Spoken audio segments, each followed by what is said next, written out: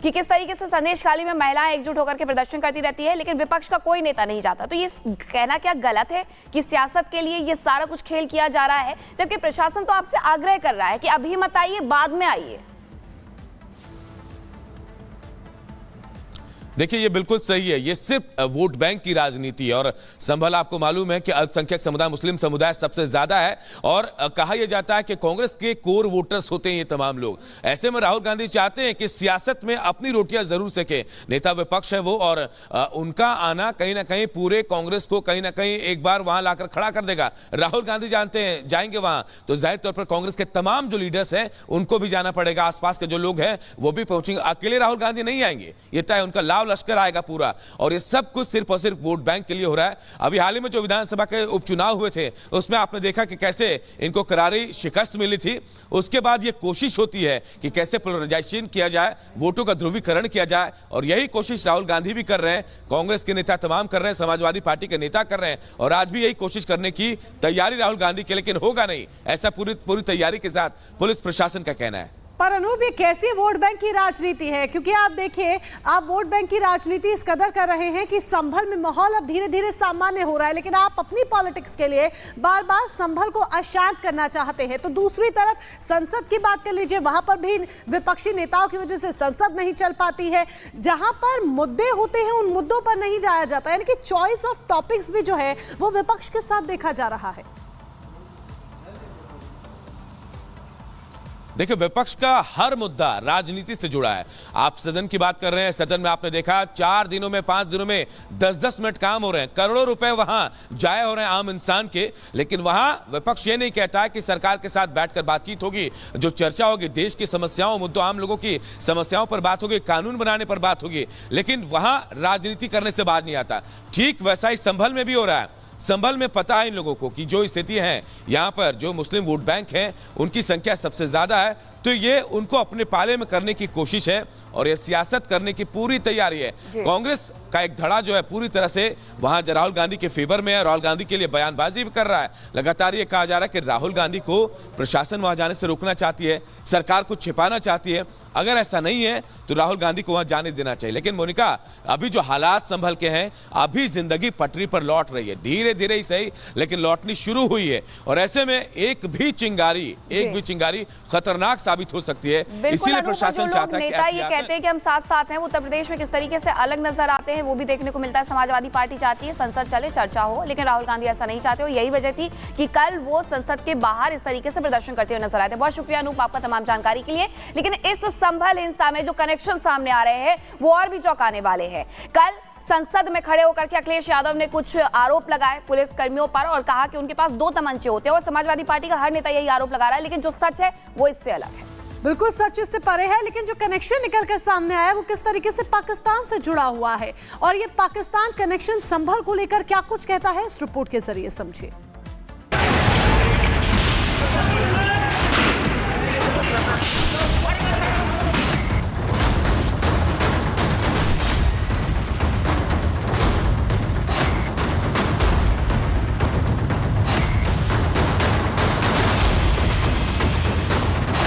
हिंसा का पाक कनेक्शन।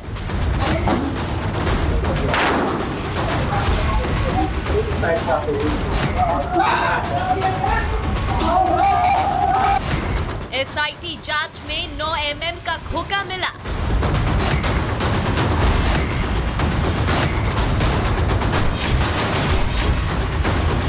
संभल हिंसा पर अब सियासत तेज।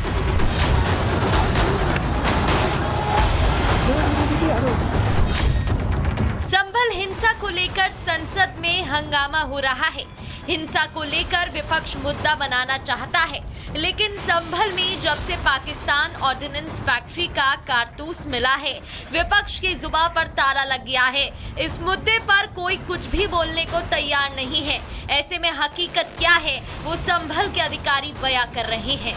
जिस घटना स्थल पे जिसपे जो डेड बॉडी मिली थी, उस जगह से आज एक बड़ा ही चौंकाने वाला तथ्य सामने आया है, जिसमें POF 9 mm 68-26 ये एक फायर्ड केस मिला है। 12 बोर का एक Winchester made in USA number 12 super लिखा हुआ है ये एक 12 बोर का कार्ट्रिज मिला है। एक स्पेशल 12 के करके भी 12 बोर का एक और कार्ट्रिज मिला है। एक KF32 SWL करके भी एक कार्ट्रिज मिला है जो फायर्ड केस है। संभल हिंसा वाली जगह पर फॉरेंसिक टीम जांच में जुटी थी। जांच के दौरान टीम को नालियों की सफाई करते वक्त पाकिस्तानी फैक्ट्री में बने कारतूस बरामद हुए। जांच के दौरान पाकिस्तान ऑर्डिनेंस फैक्ट्री में 9 mm के 2 मिसफायर और एक कारतूस मिला। इसके अलावा 12 बोर के 2 कारतूस और 32 बोर के 2 कारतूस बरामद। कुल मिलाकर 5 फायर कारतूस और एक मिस फायर कारतूस मिले हैं। कारतूस मिलने के बाद पुलिस टीम अलर्ट हो गई है और पूरे इलाके में सर्च ऑपरेशन चला रही है। अब संभल में कारतूस मिले और सियासत ना हो, ऐसा हो सकता है क्या?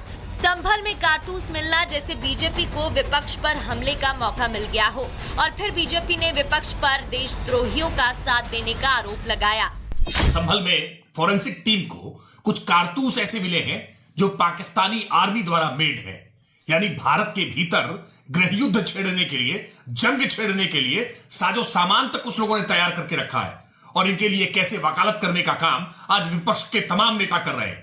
ये वो लोगों के साथ खड़े हैं जो पाकिस्तान के असलहों के साथ हिंदुस्तान की पुलिस पर फायर झोंकने से बाज नहीं आ रहे। ऐसे लोगों के खिलाफ आतंक निरोधी कानूनों के तहत कठोरता से कार्रवाई करने की आवश्यकता है।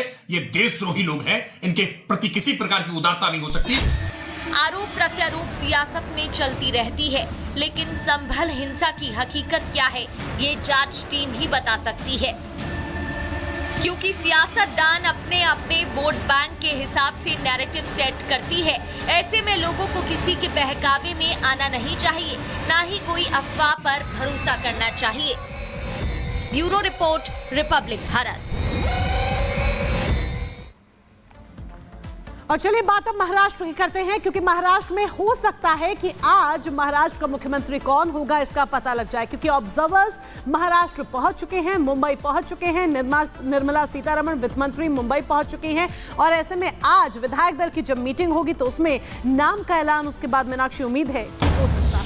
आज बीजेपी विधायक दल की मीटिंग बुलाई गई है और नेता चुना जा सकता है, इसलिए हम कह रहे हैं कि आज मुख्यमंत्री के नाम का ऐलान हो जाएगा, क्योंकि सारी तैयारियां आजाद मैदान में कर ली गई है जहां ये शपथ ग्रहण समारोह होना है।